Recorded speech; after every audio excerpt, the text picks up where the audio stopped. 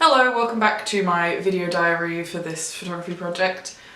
This time I'm going to be talking about the types of photos I've been taking so far, the platforms I've been using, why I've been doing it, that kind of thing, and little extra bits of research that I think will help me out in the long run, come up with new ideas, and eventually help me towards my final outcome, which will be a photo book. So a lot of the images I've taken so far are of myself, naturally. It comes with the kind of influencer personality, but obviously I've kind of been considering the style in which they're taken, where I've been taking them, why I've been taking them, that kind of thing.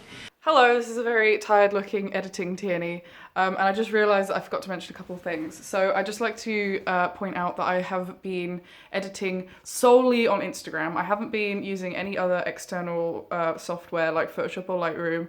I've just been using the tools and filters on Instagram. That's the only thing I've been using for editing. Yeah, just to kind of keep on theme. And what was the other thing I was going to mention? Can't even remember now. Yeah, and the other thing was that I've kind of revamped my profile. I've used an old profile, my old personal profile, for this project, and I kind of revamped it a little bit. So I changed the name of my profile to kind of be a little bit more user-friendly. It was Tingly Tear Nuts, will you believe, beforehand. I've now changed it to Miss Green Tea, which I thought was a little bit more fun because my hair's green and I like green tea. So, and also my nickname's Tea, so it worked better than Tingly Tear Nuts. I won't go into backstory on that one. And one more thing that I forgot to mention, I'm doing great at this whole vlogging thing, aren't I? Anyway, that I've been captioning all of the images with something that would be quite typical of an influencer page, with hashtags as well that are quite typical. So yeah, I'll insert those here and you can see the captions and the images that accompany them. So I've taken a couple outfit of the day shots, essentially just like a selfie in the mirror or, you know, something like that, just showing off my entire outfit for that day. It's kind of a very common photo seen on Instagram, people just sharing their outfits, sharing the types of things they like to wear. So I thought it would fit quite nicely into my influencer profile. So that's kind of image type number one. I'll probably be coming back to the outfit of the day when I don't really know what else to be taking and uploading. And then I was thinking about other types of shots I could be producing. Obviously I've produced some already, some more posed shots. Again, showing off my outfit because I'm trying to focus on the fashion influencer. So yeah, I've been very fashion based, so yeah, I've done a couple of posed shots.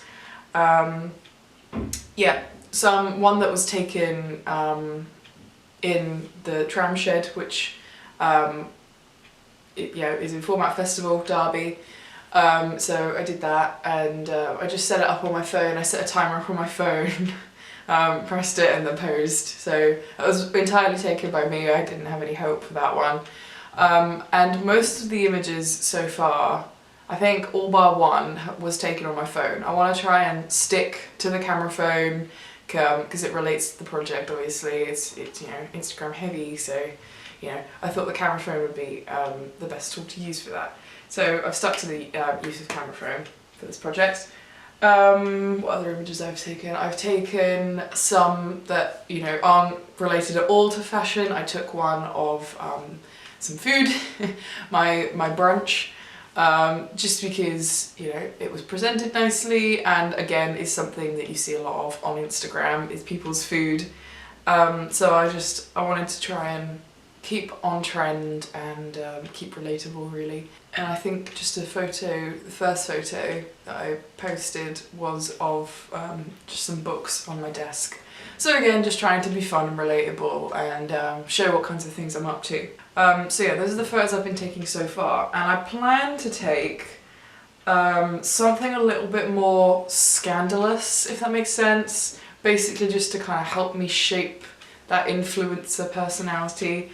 I was thinking something maybe in my underwear, but I'm not sure. I'm not sure if I can post that online. That one might just be for the book rather than going on my profile. I just think something provocative will really help me kind of launch the personality, if that makes sense, because every personality that I've looked at has something a bit more interesting than just here are some clothes that I wear and the things that they're doing that day. There's always something a little bit more scandalous and interesting going on behind the scenes. So, you know, they either post, you know, something quite scantily clad in their underwear or something like that, or they kind of rely on their health, so mental health they talk about. It just kind of draws in more attention than just kind of relatable content, you know, something a little bit more personal, I suppose. So I'm trying to think about what kind of things I can post for that. So yeah, I think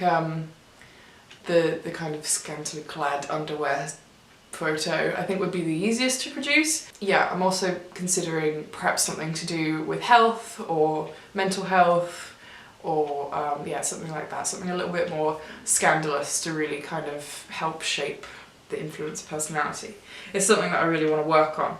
An interesting statistic that I kind of noticed when I was looking at several influencer profiles: about a third of the images that they post onto their profiles are of something else. So 2/3 of them are pictures of them, whether they be selfies or posed shots or paid promotion shots, that kind of thing. So 2/3 of them are of themselves. So it was just kind of a rule to stick by, you know, try and every third image post something that's not of myself. Just to kind of mix it up and kind of create the kind of perfectly curated profile for myself. So in terms of thinking about my book, which is how I'm going to be presenting my project when it's finished, I've kind of gone through a couple of ideas so far. Obviously it's kind of an online based project, so I'm thinking about how I can kind of encapsulate that within a physical book. So my first idea was to have, instead of a typical vertically bound book, kind of bind it horizontally, so you're looking at it like this instead, like that, and then you flip through upwards instead of across. So that was kind of my first idea, which I think I might still play with. I'll do like a couple of mock-up books just to see if I like it. But that was kind of the initial idea, just to kind of mimic the you know, the scroll that you would have when you're looking at Instagram on your phone. And then I kind of had an interesting idea, thank you Tim for this one, QR codes, using QR codes as a feature within the book, so you could scan them and it will kind of take you to an online page on your phone. An artist who did this actually, this was a guy that I found at Format Festival, Carl O'Heary, in a project called A Year End Protest. They're very simple shots that he's created, very simple, very plain, black and white shots of him sitting down with a sign, a protest sign, and he's holding it over his face and he's got white gloves on, so he's anonymous, completely anonymous. And yeah, basically the idea is he's refraining from engaging online, so this entire project, when he was making this project, he didn't engage online at all. He refused to kind of engage in the arguments that everybody has online, you know, with various events that go on. So he refused to engage and he just created this visual protest instead with these signs.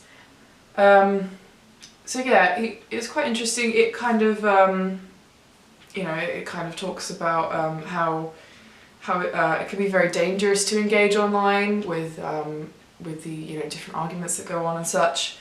A couple of examples of kind of real life applications of this, I suppose, where it's kind of ruined somebody's career or affected somebody in a negative way. Jack Maynard of I'm a Celebrity 2017 kind of was forced to leave because some old tweets were uncovered that he tweeted years and years ago as a young teen that were considered racist and homophobic. So yeah, basically because of this that he posted online, he was forced to leave the jungle. So obviously he's responsible for his actions, but it was something he said a very long time ago and that he obviously didn't mean. So you have to be very careful with what you say online because it can be tracked back to you and it never leaves the internet. So an example of what Carl O'Heary was really talking about in his protest. But yeah, each image that he produced for this series, he paired with a QR code, so you could scan it and it will take you to an online article that basically inspired the shot that he's taken. So it was very interesting. It kind of linked everything together, linked you know, current events and his work together.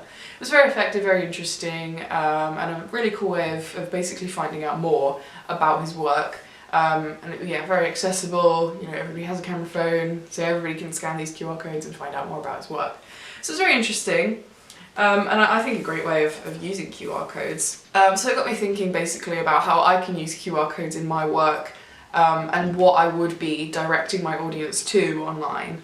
So I thought maybe I could direct them to my Instagram account, because that's kind of the way it's intended to be viewed online. So I think it would be good to have a QR code just for my profile. I could direct them to other influencers that I've been looking at, like Alexa Chung, Michelle Phan, the ones I was talking about before. So, you know, you could compare them all, see what they're doing, see what I'm doing. And I thought, kind of in the spirit of Carl O'Heary, direct them to articles regarding the influencer phenomena. So articles about how much money they make, how many brand deals do they take, and slander against them. There's lots of claims that they exploit children, basically take advantage of children and how impressionable they are in order to make money, that kind of thing. So yeah, just kind of finding articles regarding the influencer and link those in. I thought might be quite interesting. Again, something I'll have to play with.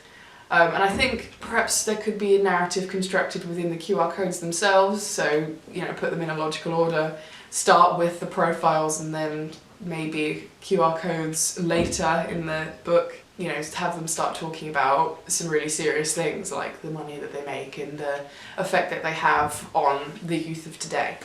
So yeah, that's where I'm at the moment with my photography project.